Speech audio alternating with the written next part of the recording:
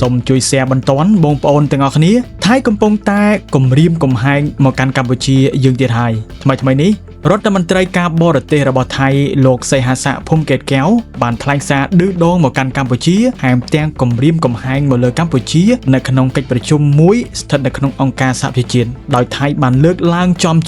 និងគម្រាមមកកាន់កម្ពុជាថាបើចង់មានសន្តិភាពគឺបង្ខំឲ្យកម្ពុជាត្រូវបិទមាត់បាទអនុញ្ញាតគោរពជំរាបសួរប្រិយមិត្តពុកម៉ែបងប្អូនជាទីគោរពរាប់អាននៅថ្ងៃនេះខ្ញុំសូមលើកយកនៅព័ត៌មានដ៏សំខាន់មួយតាក់ទងជាមួយនឹងសង្គ្រាមដ៏ក្តៅគគុកមិនមែនជាសង្គ្រាមនៅតាមបន្ទាត់ព្រំដែន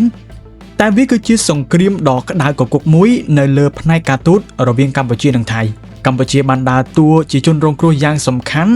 ដើម្បីពំនាំនៅរឿងរ៉ាវពិតអំពីអ្វីដែលភាគីថៃបានធ្វើមកលើកម្ពុជានេះដើម្បីយកទៅចែករំលែកការពិតឲ្យពិភពលោកបានដឹងនិងបានជ្រាបច្បាស់អំពីករណីនេះបាទអនុញ្ញាតគោរពជំរាបសួរប្រិយមិត្តពុកម៉ែបងប្អូនជាទីគោរពរាប់អានថ្ងៃនេះយើងមានរឿងក្តៅគគុកមួយតាក់ទងជាមួយនឹងបញ្ហាវិវាទព្រំដែនកម្ពុជានិងថៃតែមើលទៅហាក់ដូចជាស្ថានភាពមិនដូចជាស្រួលដូចពីមុនទៀតនោះទេបើទោះបីជាមានការព្យាយាមដោះស្រាយតាមផ្លូវការទូតយ៉ាងណាក៏ដោយនៅថ្ងៃទី25ខែកុម្ភៈឆ្នាំ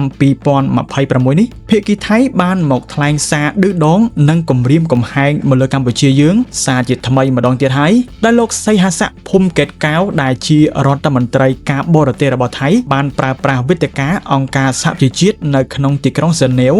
ដើម្បីមកវាយបកលើប្រសាសន៍របស់ឧបនាយករដ្ឋមន្ត្រីប្រាក់សុខុនដែលជារដ្ឋមន្ត្រីការបរទេសរបស់កម្ពុជា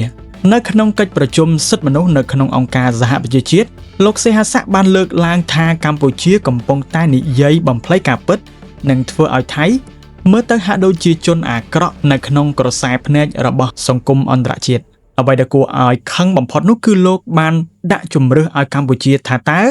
កម្ពុជាជ្រើសរើសយកផ្លូវសន្តិភាពឬក៏ជ្រើសរើសយកផ្លូវតានតឹងនិងចំនួនតទៅមុខទៀតលោកថែមទាំងគម្រាមថាបើមានចំនួនវានឹងនាំមកនូវការខាតបង់និងសេចក្តីរងទុក្ខវេទនាយ៉ាងធ្ងន់ធ្ងរដែលមិនអាចជៀសផុតបាននោះទេបាទនេះគឺជាការបកស្រាយរបស់រដ្ឋមន្ត្រីការបរទេសរបស់ប្រទេសថៃដែលបាននិយាយចំនៅក្នុងកិច្ចប្រជុំមួយស្ថិតនៅក្នុងអង្គការសហប្រជាជាតិដោយគម្រាមកំហែងមកលើកម្ពុជាយើងផ្ទាល់តែម្ដងដោយបានគម្រាមកំហែងមកលើប្រទេសកម្ពុជាយើងនេះផ្ទាល់តែម្ដងបងប្អូនអរគ្នាសាកគិតទៅមើលថាតើភាគីថៃមានសិទ្ធិអ្វីក្នុងការនិយាយបែបនេះមកលើកម្ពុជាក្នុងនាមជាប្រទេសជិតខាងនឹងគ្នាដែរក៏ប៉ុន្តែថៃតែងតែរំលោភបំពានលើមរណភាពទឹកដីរបស់គេហើយក៏បានធ្វើខ្លួនឯងហាក់ដូចជាប្រទេសដែលស្រឡាញ់សន្តិភាពហើយក៏បានទម្លាក់កំហុសគ្រប់យ៉ាងមកលើប្រទេសកម្ពុជាដែលជាជនរងគ្រោះទៅវិញរដ្ឋមន្ត្រីការបរទេសរូបនេះក៏បានរំលឹកឡើងវិញនៅរឿងរ៉ាវចាស់ដែលថាលោកធ្លាប់ផ្ដល់ទីជម្រកដល់ជនភៀសខ្លួនកម្ពុជាកាលពីសម័យសង្គ្រាមស៊ីវិលនិងជួយស្ដារសេដ្ឋកិច្ចប្រទេសកម្ពុជាឡើងវិញផងដែរក៏ប៉ុន្តែធាតុពិតយើងដែលជាជនជាតិខ្មែរគឺមិនអាចបំភ្លេចបាននោះទេគឺជារឿងរ៉ាវ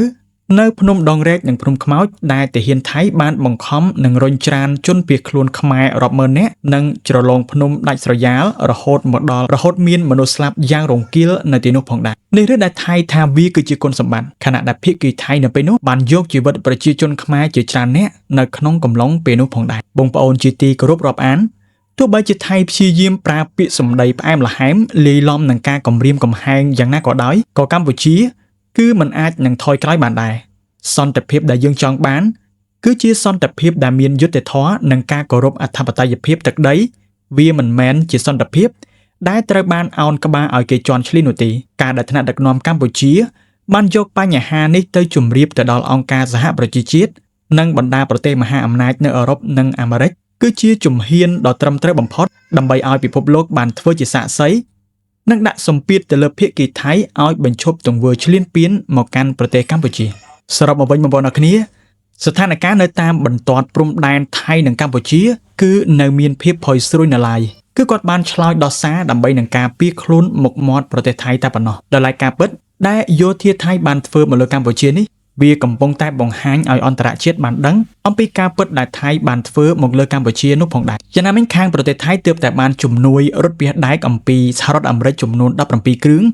ដែលជាការឧបត្ថម្ភអំពីសហរដ្ឋអាមេរិកបន្ទាប់អំពីសហរដ្ឋអាមេរិកបានធ្វើសមយុទ្ធយោធារួមគ្នាជាមួយនឹងប្រទេសថៃកាលពីកំឡុងថ្ងៃទី23ខែកុម្ភៈកន្លងទៅនេះអញ្ចឹងសង្ឃឹមថាភាគីថៃនឹងមិនប្រើប្រាស់អាវុធដែលសហរដ្ឋអាមេរិកបានឧបត្ថម្ភនោះ យកមកឆ្លៀនពៀនមកលើកម្ពុជាយើងទៀតនោះទេបាទសម្រាប់បងប្អូនដែលមើលវីដេអូមកដល់ចំណុចមួយនេះកុំភ្លេច comment មតិយោបល់បងប្អូនអ្នកគ្នានៅខាងក្រោមវីដេអូនេះផងបាទហើយកុំភ្លេចចុច Subscribe Channel YouTube ខ្ញុំបាទម្នាក់មួយដើម្បីនឹងទទួលបានព័ត៌មានថ្មីៗបន្តទៀតបាទហើយយើងនឹងជួបគ្នានៅវីដេអូក្រោយៗបន្ថែមទៀតបាយបាយ